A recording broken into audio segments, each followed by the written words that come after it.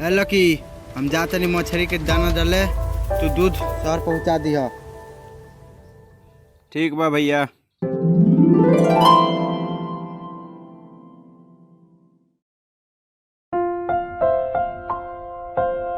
सवेरे उठ के मछली के दाना डालो, शहर दूध पहुंचाओ, बस यही तिया जिंदगी कट रहल बा।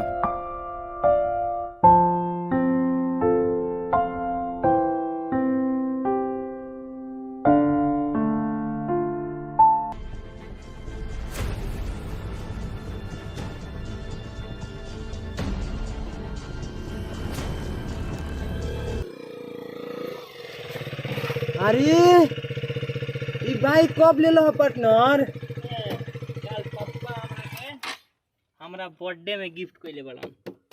हमहू कुछ दिन में लेबे वाला बानी। अरे ई तो उहे न हो रही जोन हमनी के साथे क्लास में पढ़त रहे।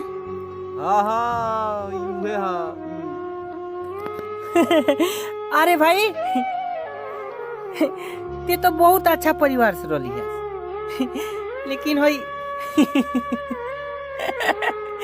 साइकिल तोरा में शोभा नहीं के दे। अरे भाई ऐसन कोनो बात नहीं है, शहर से दूध दे के अबे आवत नहीं, एजा पासे में हमार घर बावे। का पास में तोर घर बा? हाँ पासे में बावे। चल तो इन देखाओ तो तोर घर 2 तला बा कि 1 तला? चल। ठीक बा भाई।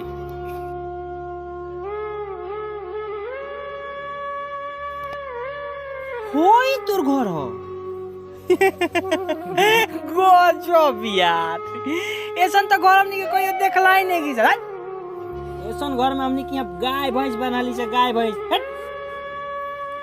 भाई ऐसन कोनो बात नहीं है, हमार घर कहीं आवरी बावे, एजा मछली पालन कइले बानी, ओई खातिर छोटा घर बनइले बानी। अच्छा महाराज, रौरा अपना महल में विश्राम करी। हमनी के चलत नहीं सब।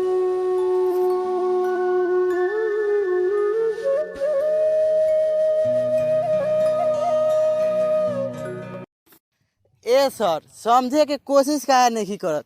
20 एकड़ तालाब में ओ लायक मछरिए नहीं सर निकलल। नमस्ते भैया, रौरा लकी के भाई है नु? तू के? हाँ तू के? अरे हमू लकी भाई जैसन उनकर दोस्त बनी, साथी बनी। और एक मिनट आई पोखरवा के बात होत रहला। पोखरवा राउर ह? पूरा हमार हवे। एकर दाम तो करोड़ों में हुई। हमनी के तो मछली पाले ली हैं सब महाराज, ई दाम हम कइला से का फायदा बा? अच्छा भैया ठीक बा चलो तनी सन। भाई देखो तो रोहित निकलो कितना पैसा बा। टेंशन मत लो, कुछ दिन में सब अपन हो जाए।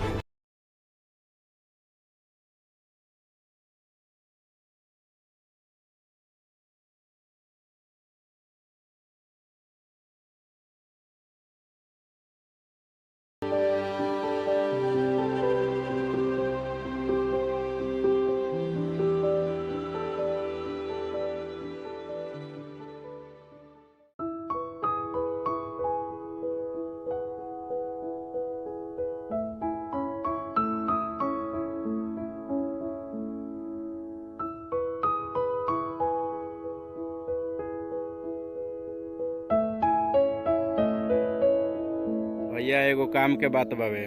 चलो जी बैठ के बात करल दी। ठीक बा चली। भैया सोचत रहनिया कि एगो मोटरसाइकिल किन लियल जाओ, शहर जाए में तनी दिक्कत होता साइकिल वाइकिल से।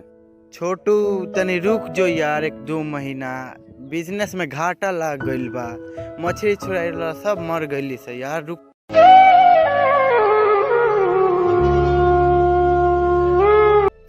का भइल लकी?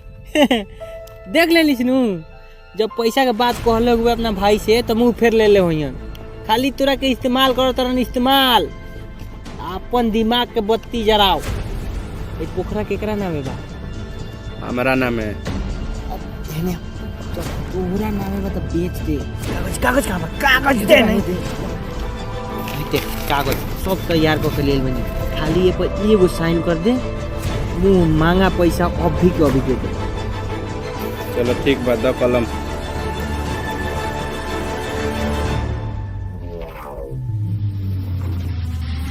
भैया जी नमस्कार। नमस्कार। ई जौन राउर करोड़ों के संपत्ति बा उ आज से हमार हो गई। कैसे?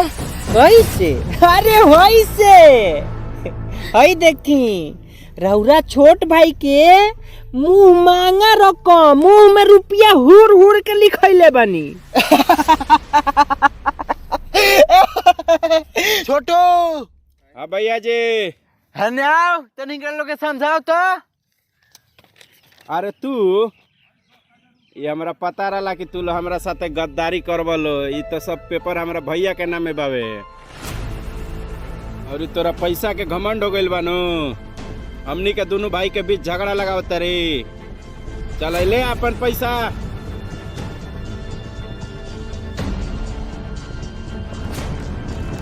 आज के बाद से नजर मत आइए।